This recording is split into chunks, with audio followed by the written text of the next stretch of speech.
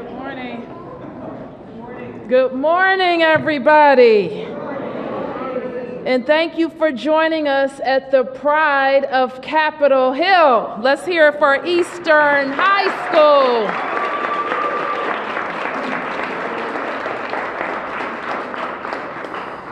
I want to thank you, Principal Brown, for your leadership of these wonderful students. It's always a joy to be in this beautiful building and in this wonderful neighborhood.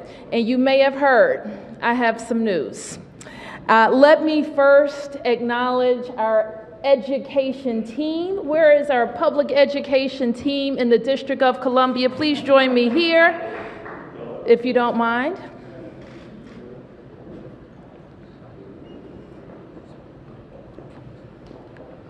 Because the story I'm about to tell is about the resurgence of Washington, D.C.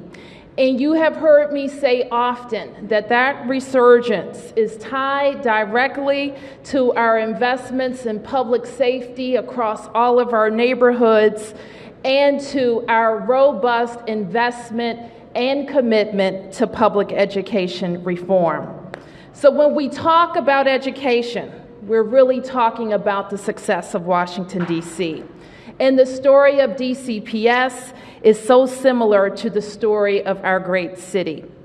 There was a time, some of you will remember, when schools didn't open on time. There was a time when our students had to wear coats to school because the systems were so unreliable. There was a time when our superintendents were here one day and gone the next. There was a time when books sat in warehouses collecting dust when they could have been used and should have been used for instruction. Together as a city, and I want to acknowledge the two council members who have joined us this morning who were able to. Councilmember Alyssa Silverman, where is she? Thank you, Councilmember Silverman, as well as Councilmember White, new at-large council member. Now, they are relatively new to the council, but I know that they are not new to these issues, and they have followed them. In 2007, we as a city and as a government decided to chart a new course. In 2007, we achieved mayoral control of our traditional public school system, and we ushered in long-needed accountability that had one single line directly to the mayor. We began modernizing long-dilapidated buildings from northwest to southeast. We made historic investments in programming that show we were serious about uplifting our young people and preparing them for success. Soon the days when our schools didn't open on time were a thing of the past. We hired the best and the brightest teachers. We supported the best and the brightest teachers, and we made investments in them. And we have seen tremendous results. Today, because of that new course, DCPS is rising. And let's hear it for all of the people, all of our DCPS staff, students, teachers, present and past, who have been a part of that success. Some of them are here. Please stand, DCPS. Please stand. The teachers, the leaders here, give them a big round of applause. Thank you. So let me say a word about that. DCPS is the fastest urban improved school district in the country. We just celebrated our 8th year in a row of enrollment increases. We are also very proud that our graduation rates are up. The success of our city is directly related to our public schools, and that is why it's been my commitment to make historic investments in our schools.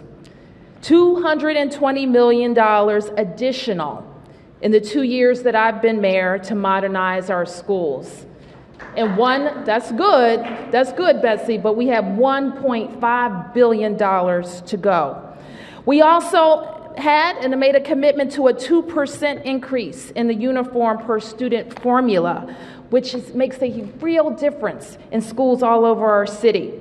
We've expanded access to the extended year programming at 11 schools, going directly at the children who need it the most, giving them 20 extra days of instruction. Now, you know I like year-long school. Everybody knows that. And there's plenty more. You like that too. I see we have a student who wants it. See that? There's plenty more that's been done. We've invested in career academies, opening up the Public Safety Academy at Anacostia High School to prepare our students, DC residents, to be a part of the police department that polices DC neighborhoods. We also launched 2 new academies at HD Woodson that focus on engineering and technology. And we heard from families that just getting to school had become a burden. So we expanded the Kids Ride Free program that I originally authorized for Metro Bus to last year to expand to Metro Rail, which is now saving families real money each and every month and each and every year. And finally, we did something very innovative, and I want to recognize and thank Chancellor Henderson for her incredible leadership of DC Public Schools, and I think we should give her some appreciation as well.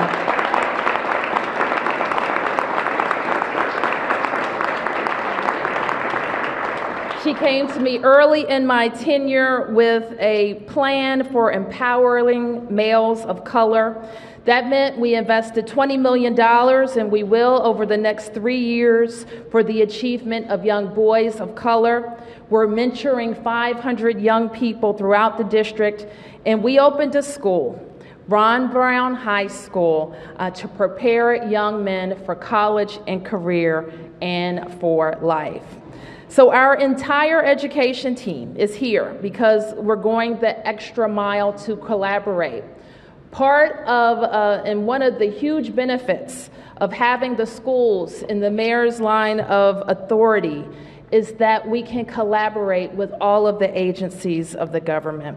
Let me thank Deputy Mayor Niles for her excellent leadership and working with the community on this process that brings us here today. Thank you, Deputy Mayor.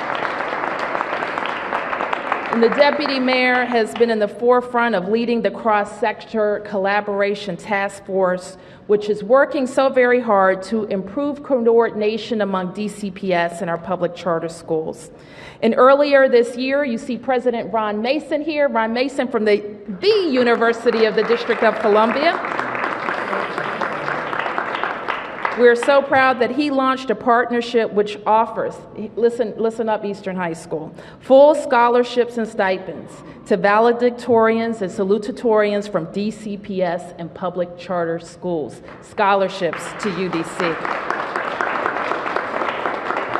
And Director Keith Anderson is also here, and he leads the Department of Parks and Recreation, where we increased summer camp enrollment this year by 21% and hired 38 more Washingtonians to help serve the needs of our families at Parks and Recreation. Now, what some of you may not know is that Keith has another title, and he told me early on. And you should know this too, Antoine.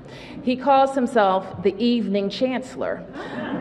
That's because when the children are done at school and they can go to recreation libraries, that's where he takes over. So ladies and gentlemen, the Evening Chancellor, Keith Anderson. And let me also acknowledge Director Ray's Gavlin from the DC Public Library System, who is so critical also to where our young people go in the after-school hours to take advantage of books and learning and really access to the entire world through books and all that is offered at our libraries. We are so proud that Rich and his team, after a visit from President Obama, made it easier for all of our students to have library cards, because not only does that DC1 card serve as their admission to the bus and rail, but also to the library. So Rich, we want to thank you for your excellent work in doing that as well. I want to also acknowledge our superintendent, Hansel Kang, who is here, and there's Hansel, who has so expertly led us through the process of implementing PARC in the District of Columbia. And I also want to recognize Scott Pearson, who is the Executive Director of our public charter school. Scott, give him a round of applause. And I want to acknowledge the hard work that you are doing there as well. And of course, John Davis, who has been a fantastic interim chancellor for the District of Columbia Public Schools.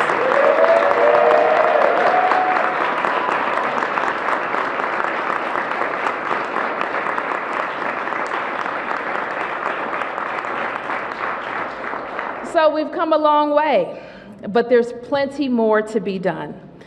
We know that our opportunity gap remains, and we have to ensure that more students are graduating and that when they graduate, they are college and career ready. In July, we began the most expansive process to find our next chancellor. We appointed a 17-member advisory panel. We called it the DCPS Rising Leadership Committee to advise me throughout the process. And some of them have joined me this morning, and I want to thank them for their excellent leadership. Let me start with Gina Adams, who co-chaired the DCPS Rising Leadership Committee, and Pat McGuire, who co-chaired the DCPS Rising Leadership Committee. Give them a big round of applause. So let me say a little bit more, that the Deputy Mayor, Jenny Niles, has led 3 community forums over the last couple of months, where we've heard directly from residents about what they want to see in the next chancellor and how we will move forward. The Deputy Mayor also coordinated 3 stakeholder calls with advisory neighborhood commissioners, PTA members and presidents, State Board of Ed members, parents, teachers, and other members in the community. And I'm not sure if any of the state board members were able to join us, but I also want to thank them for the excellent role they play in our public education system. We also gathered feedback through an online survey, and we went directly to young people at 4 of our high schools to hear just what they thought. And after gathering a lot of feedback, we released a summary a few weeks ago so that everyone can see what we're hearing in our neighborhoods. So I want to thank all of the residents who took time out of their evenings and Saturdays, who took time to listen in on phone calls for the feedback you provided. It was essential to my decision-making process. So let's now talk about why we're all here and what we're here for, and who we're here for more specifically.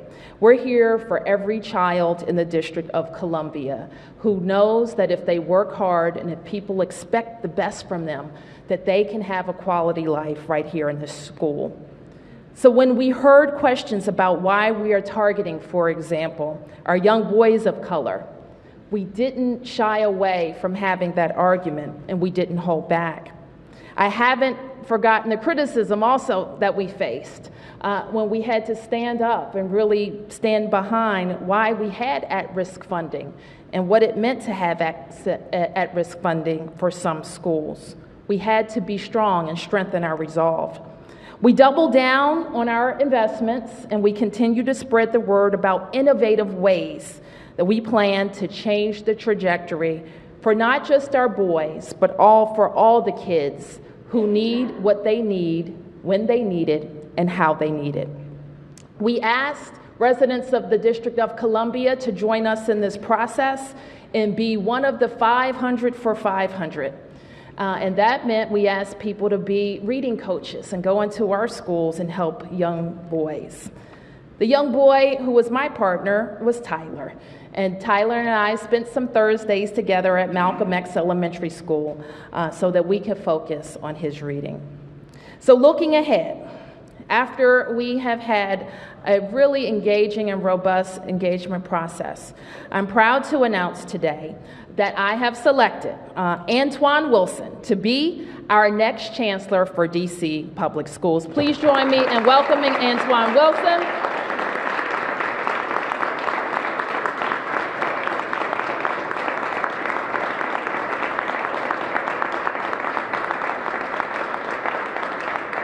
I'm also pleased to acknowledge his wife, Teresa. Thank you, and welcome, Teresa, to the best city in the world.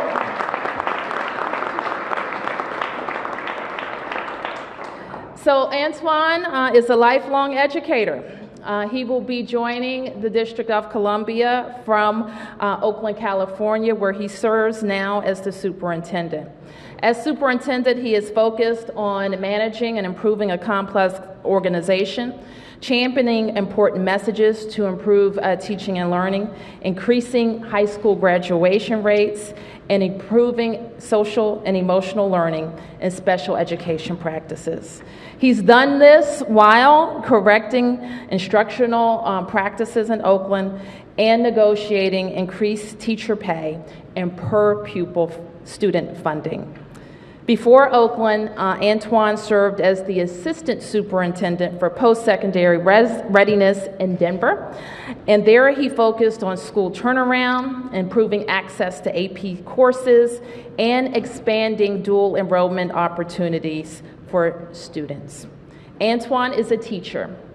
He's also been a middle and high school principal, an assistant superintendent, and a superintendent.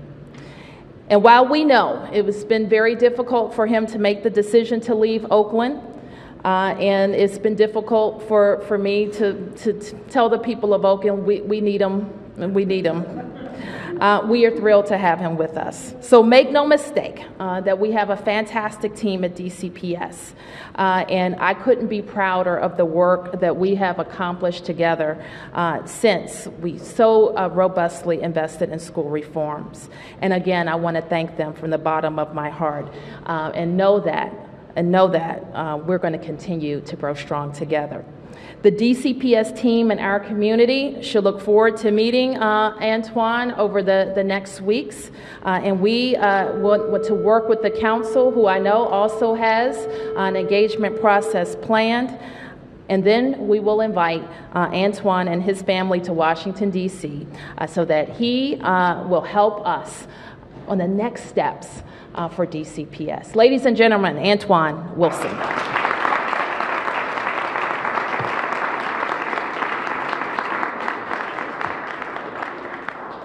Good morning. Good morning. I am extremely excited to be here. What I will say to you is that this has been a quick process from the standpoint of starting a conversation, coming to DC several times, learning about the interests of the community, learning about the interests of the mayor, and deciding very strongly that this is something that made a lot of sense for me. So I'm extremely excited, all of that to say I'm extremely excited to be here, extremely excited about the opportunity, and consider myself extremely fortunate to have an opportunity to work on behalf of the students here in DC. And what I want to share just a few things. First and foremost, I want to appreciate my wife, Teresa, who is here. And if you could just indulge me and applaud her, that would be great.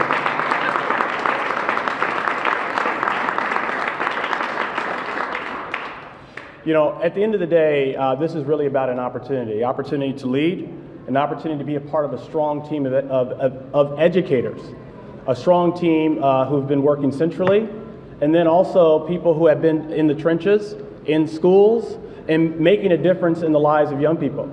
And I'm excited to be a part of that team. And I choose those words intentionally because while I've had an opportunity in Denver and in Oakland to have titles of assistant superintendent and superintendent, I see my work so much as being a part of a facilitation process, one that is focused on ensuring that each child gets what they deserve, and that is an education that prepares them for success after graduation. I come to you most recently from Oakland, And in my time in Oakland, I've had an opportunity to work on behalf of the young people in Oakland. I see myself as having an opportunity to serve the families of Oakland. And during that time, we were able to do some important work, and the district is well positioned to continue moving forward on behalf of young people. I want to appreciate the school board for giving me the opportunity. That said, when thinking about DC, there is only one District of Columbia. It is a school district that is the premier school district in the country. The tremendous opportunity to make a difference for the young people here and have a tremendous impact on young people across the country. As was mentioned, I believe wholeheartedly in academic, social, emotional learning. I believe it's extremely important to make sure that schools are places that educate young people and prepare them for success. Not just academic success, but success as people. We should care about how they interact with each other. We should care about how we interact with them. They learn from us. They're watching everything that we do. So how we model important attributes of social awareness, self-awareness, self-management, risk-taking, responsible decision-making, and I would offer cultural responsiveness. How we model those things matter. And so for me, I believe so often that the types of things that we want to pursue in education is sending a message to young people that we expect them to be successful academically, and a key part of their success academically is based on the environment we provide for them socially. I love to hear the idea of an after-school chancellor. That is tremendous because it's going to take all of us. It takes coordination with Parks and Rec. It takes coordination with community-based organizations. It takes partnership with parents. It takes student leadership in order to ensure that students recognize that the schools are here for you, which means that they must serve you well, because it's not just about the leadership that we prepare you to take on when you graduate. It's also about the leadership that you need to take on while you're in school. And so we want to make sure that we are wrapping all our support around young people to ensure that they are successful. And that gets me back to the excitement around DC. See, I know that this is an opportunity to double down on things that have been proven to work here. It is that the fact that there has been an excellent team here leading work, led by tremendous educators, whom I have been influenced by. Originally, Chancellor Rhee, when I was in Denver, we were learning about the work around educator effectiveness, and we modeled a lot of our work off of DC. And then moving to Oakland, we are implementing a lot of our work around educator effectiveness, both for teachers and leaders, again, modeled after work that has been led in DC. Just last week, the deputy superintendent in Oakland was here to understand more deeply the cornerstone work that is being led in DC, because there's a planned implementation in Oakland. All of that to say that it is not looked at by me as an opportunity for me to come in and then impact the system and say, okay, well, we need to go do something different. No, we need to double down on the things that have been proven to work. We need to support the educators who have been leading that work. I look forward to working with the teams of educators that are here.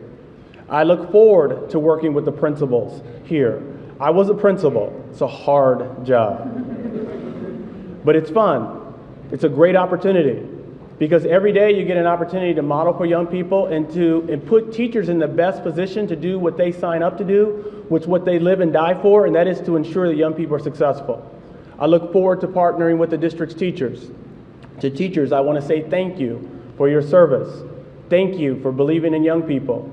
Thank you for the sacrifices that you make day in and day out that'll never be written about. There'll never be a camera that shows all the things that you do.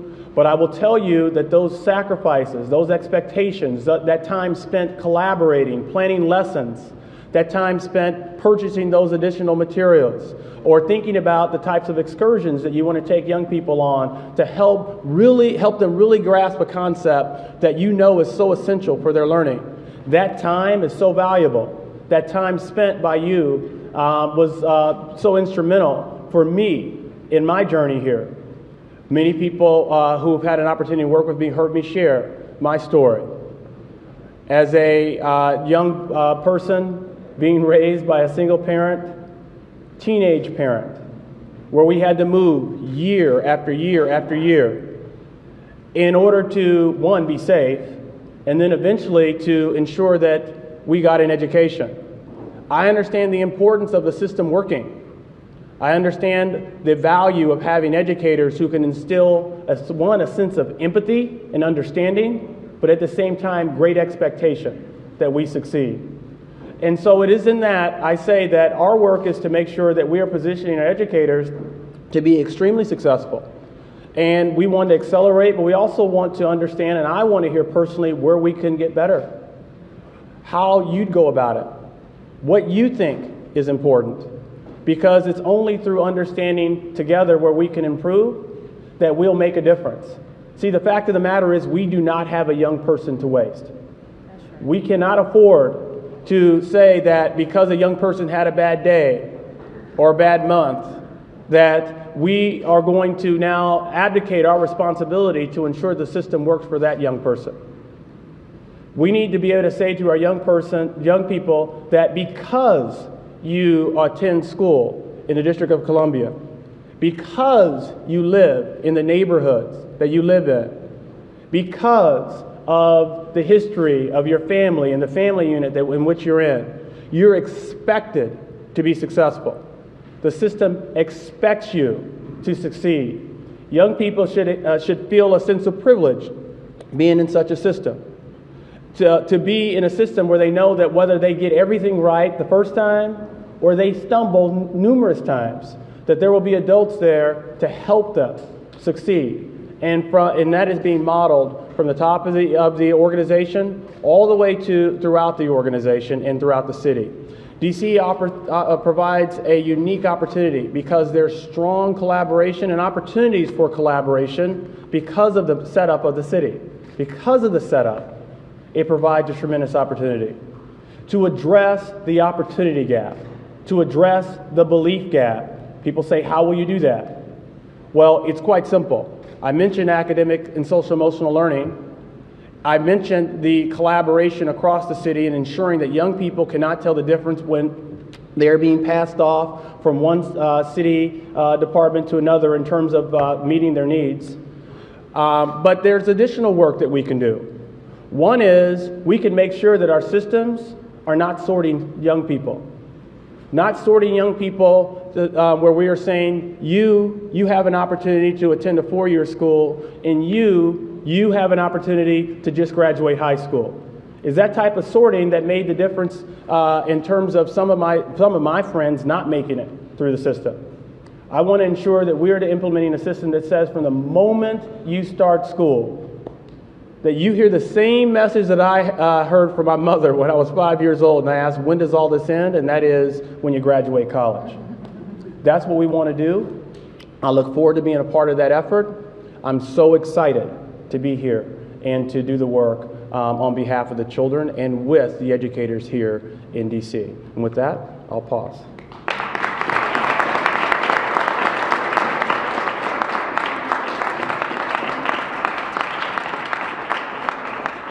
Now more than ever, we need to surround our kids with the support and love that they need to know that each and every one of them is safe, smart, capable, and can reach the stars.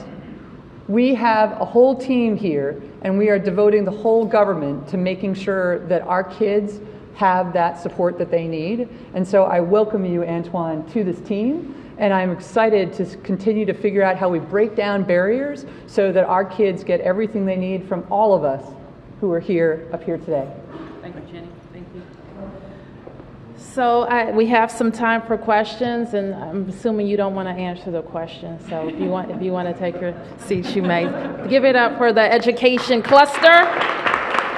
Thank you.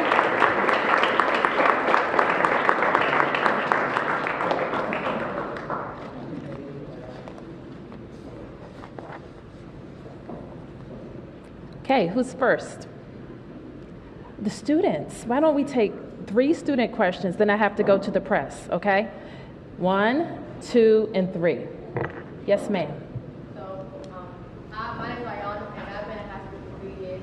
So, I feel as though that high school should not only prepare students for college readiness, but it should also prepare for life. And like regular schools, they have like culinary arts, they have correspondence professors. Why don't we have that? Okay.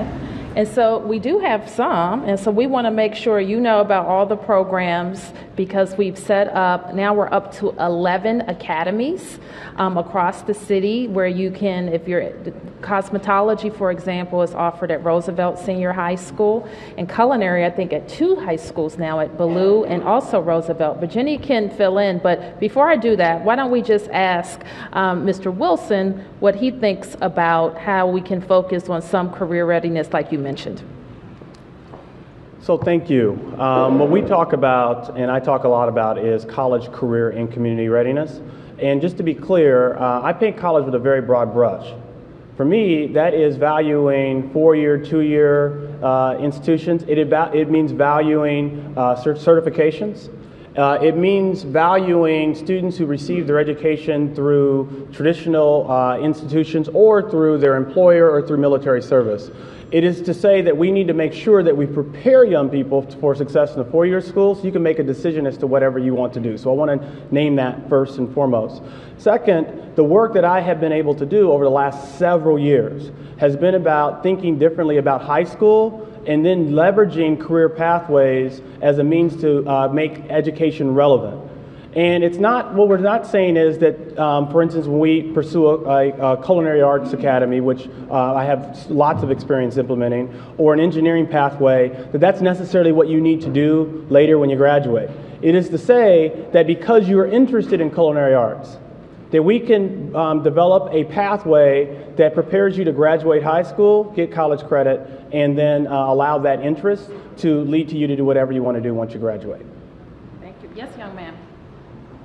My name is David Sutani. I have a question for the Chancellor. So I would like to know if on the list of your main priorities that you are planning to continue the previous Chancellor's study abroad program. I want to say that study abroad the last year. Yeah, absolutely. The question was just related to if I intend to continue the study abroad program. So just quickly, the answer is yes. And as evidence of that, I started one this year in Oakland. So absolutely. And yes, young lady.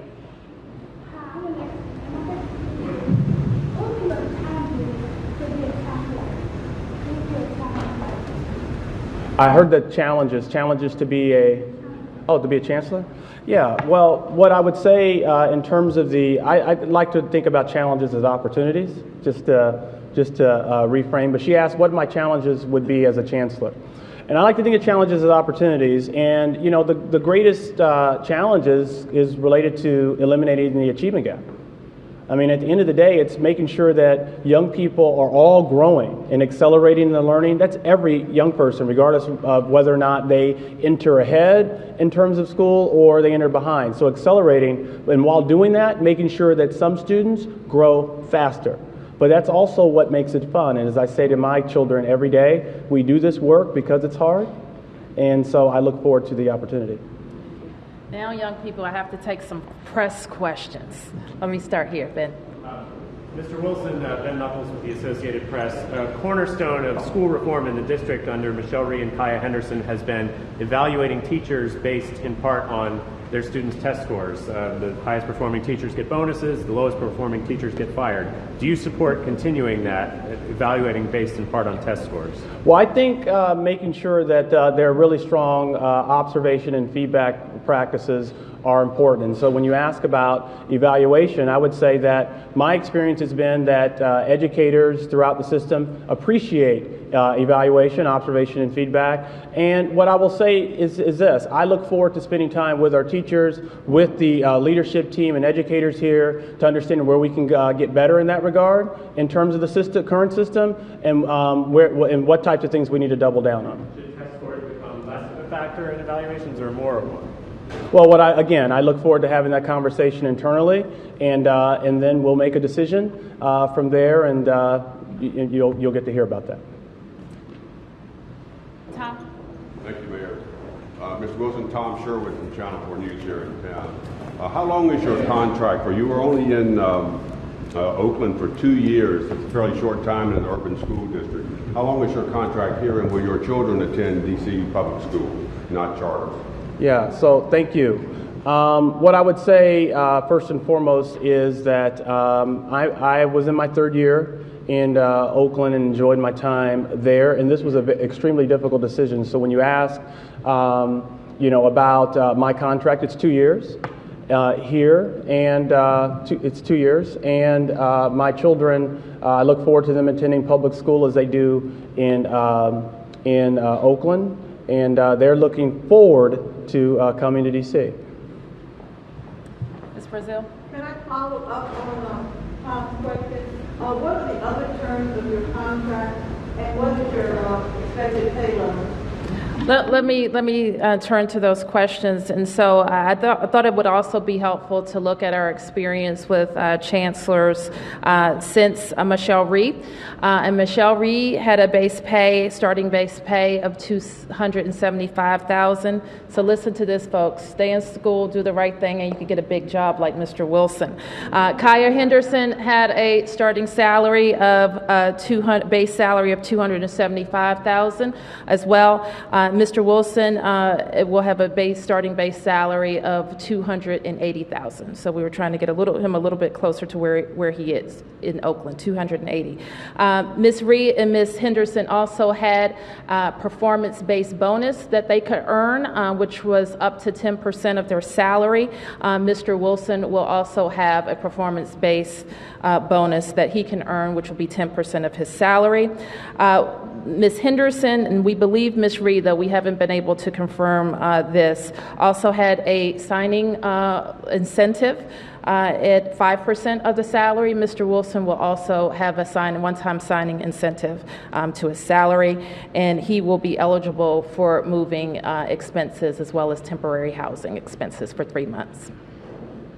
Yes, Mr. Ford. So, Mayor. Oh, okay. All right, great.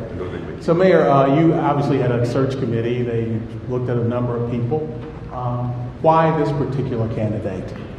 Well, I think, first of all, I'm grateful for the DCPS Rising Committee. They really advised us on the qualities that they wanted to see, and they reflected what they heard from the community in selecting the new chancellor. People talked about having an experienced educator, having somebody who was open and transparent and had proven experience in moving the most difficult schools and kids that were falling behind in their districts. It was also important to me to have a proven leader. DCPS is a big organization that employs a lot of people, and the ability in having a record of managing an agency of that size was also very important to me. Mr. Wilson has also demonstrated as a national leader. He talked a lot about social and emotional learning and how that will impact moving our kids and closing the achievement gap. I think that's significantly important, and he's actually been in the forefront of leading males of color work in districts, and those are key things that we want to focus on. But also, Sam, he's very excited about the opportunity to come to a district where so many people have been focused on being bold. It is important that we maintain the continuity in many regards, but it is also important that we challenge ourselves to think differently on some things. And he has a demonstrated energy, willingness, and ability to be bold. Did you talk to other candidates? Yes. Yes. Kate Ryan with WTOP Radio. I wanted to ask about the tension that a lot of school districts face between charter schools and public schools. Those in public schools often fear that their interests will be somehow shortchanged with more charter schools added. What's your position on that? And I'm going to piggyback real fast because I think this may be my only time to talk to you. Okay. What about the 2-year time span? Is that long enough to learn a district and then implement change? Well, I'll just say this. My agreements, and I don't know what Michelle's agreements were, but my agreements with Ms. Henderson were annual. And I believe that her agreements with the previous mayor were also annual, but she was here 5.5 years. So we have a 2-year contract, and I expect that we're going to have Antoine in the city for a long time. But the 2-year, that is a pretty standard, and actually, many districts will negotiate 1 year at a time. Can I hear from Ms. Yes. Wilson on, On again, the on first charter question. schools, I know that's been a point of tension in a lot of school districts. What about here? What can people look forward to? Yeah, well, what I would say is in my last 2 districts, I've taken pride in working on ensuring that families have access to quality schools regardless of government structure. So I partnered with charter schools in Denver, I partnered with charter schools in Oakland, primarily focused on making sure that the best of the strategies were implemented across the system. And I don't see it as a competition. Charter schools are public schools, and but I do say that in terms of the schools that I get an opportunity to directly run, I've always felt very comfortable that we could do the work that needed to happen there so that those schools would be very competitive, and that those schools provided the type of education that parents would be proud to say they send their children there. And word of mouth plays such a big role in terms of the future of the school, in terms of parents sending their children there. And I look forward to working with the schools here currently in the district that I get an opportunity to lead to ensure that they're being put in the best position to be successful, regardless of the other schools that are available. And let me just add to that, because it was very important when I became mayor that I recognized, and we all recognize, that tension. And what's important is that tension does not lead to wasteful public education spending. And that is why the deputy mayor has been leading an effort, our cross-sector task force, with DCPS, with the public charter schools, public charter school leaders, teachers, principals, to identify those pressure points where if we don't make good strategic decisions, we could begin not to expend our public education dollar in the right way. And that's the work for the public education task force at the deputy mayor's level. Yes, Ms. Brazil. And then 2 questions, 3 questions. 1, 2, 3. Yes, ma'am. I'd like to ask Ms. Niles and Mr. Wilson a question about the selection process. I understand, and you made mention of the creation of DCPS Rising Leadership Committee. Yes, ma'am. And essentially what they did was they met and they decided and discussed among themselves the criteria that they wanted to be taken into account in terms of selecting a new school chancellor.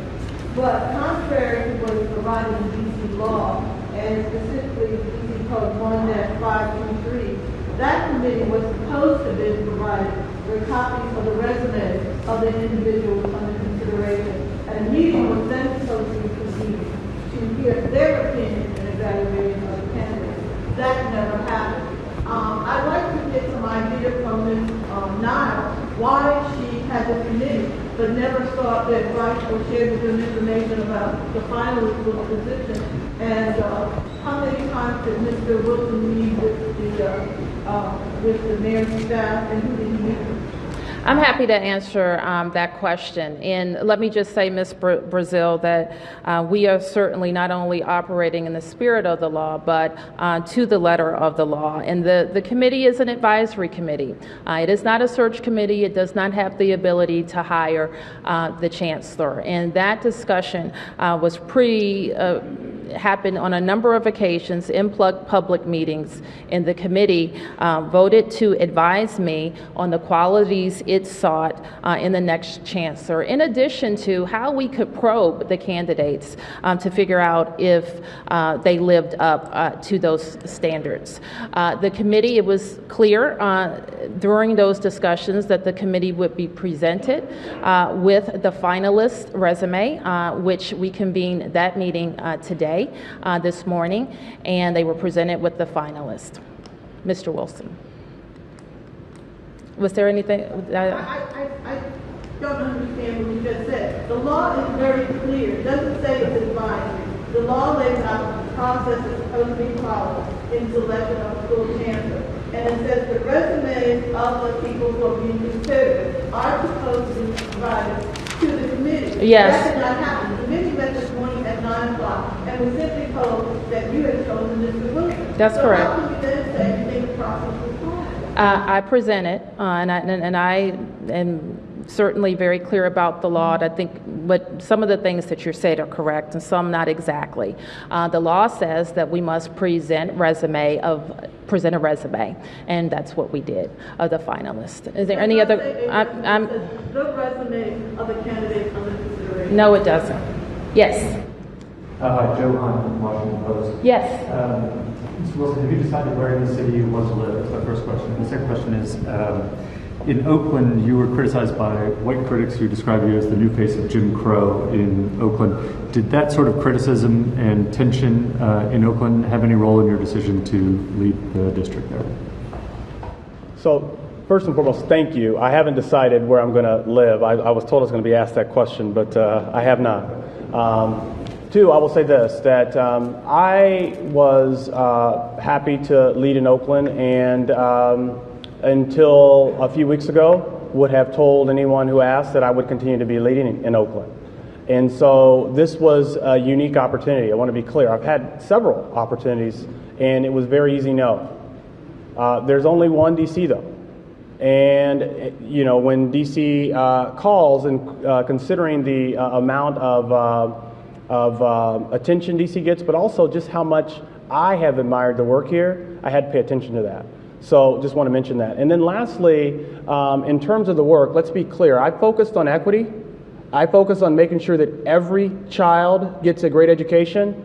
And what was happening was sorting kids out because they had an IEP and never exposing them to the opportunities to graduate with access to the types of standards that are going to be expected to master in order to have an opportunity to go into post-secondary institutions. So I was very proud to take them on. And those individuals who were having a hard time with that, I don't care what language they use, we're focused on equity and making sure that young people are successful. I actually consider that a badge of honor, that those individuals who wanted to segregate kids were not happy with me.